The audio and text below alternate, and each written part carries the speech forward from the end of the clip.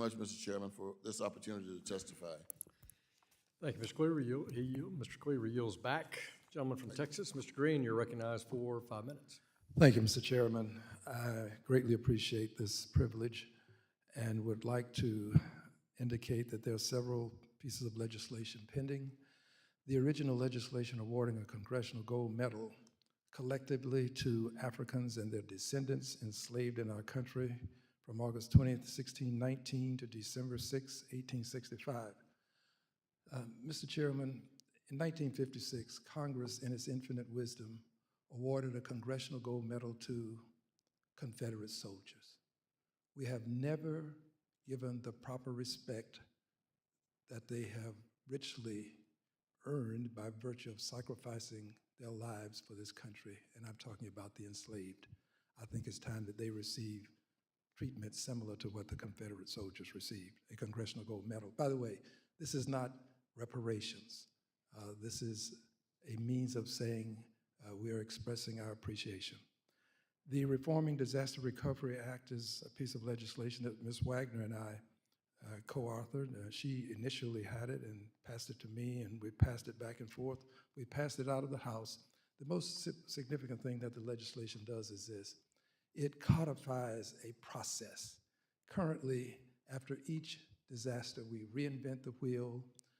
We lose institutional knowledge. It makes it difficult to move efficaciously, quickly, to deal with some of the needs of people who are suffering from a disaster that they did not cause. The Shielding Community Banks from Systemic Risk Assessment Act. This is a piece of legislation that would help us with the small banks. The community banks, they don't create these huge problems that impact society, cause these systemic risks, but they have to pay for the actions of others.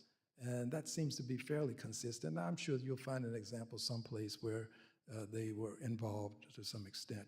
But I think that we should do something to help these small banks. The Systemic Risk Authority Transparency Act would require financial regulators to issue a report following the use of a systemic risk exception. We just had this piece of legislation before the committee, and I'm very honored to say that Mr. Barr was very instrumental in helping this to get back to the committee and to get passed at the committee level. My trust and belief is that we should get it to the floor. This is a very valuable piece of legislation. It gives the public information about things that we should know and they need to know as well. The financial compensation for the CFPB Whistleblowers Act would require the Consumer Financial Protection Bureau to provide awards to whistleblowers who come forward with evidence of wrongdoing. It really is legislation that would incentivize whistleblowers to reveal evidence of unlawful activity. And I think that we all want to make sure that people who commit crimes, make sure they're prosecuted. The Housing Fairness Act, another piece of legislation of importance, would expand the efforts to detect and address discrimination. There is still discrimination, invidious discrimination in housing, and we have a program of testing with this legislation that would help us identify and to give people first a chance to correct their behavior, and if not, then some additional action can be taken. But the identification usually is enough to cause people to see that they should atone for transgressions. The Fair Lending for All Act would create an Office of Fair Lending and Testing within the Consumer Financial Protection Bureau to expose invidious discrimination and hold predatory financial institutions and individuals accountable.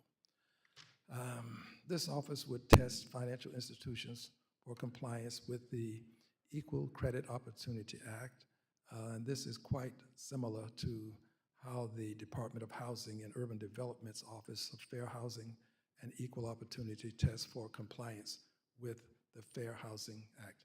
I close with this, Mr. Chairman, of all of this, and I think it's all important, but given that the people who were enslaved for almost 2.5 centuries have never been respected it just seems to me that it's about time for us to accord them respect. And what better way than to do for them what we did for the Confederate soldiers? I thank you. I yield back.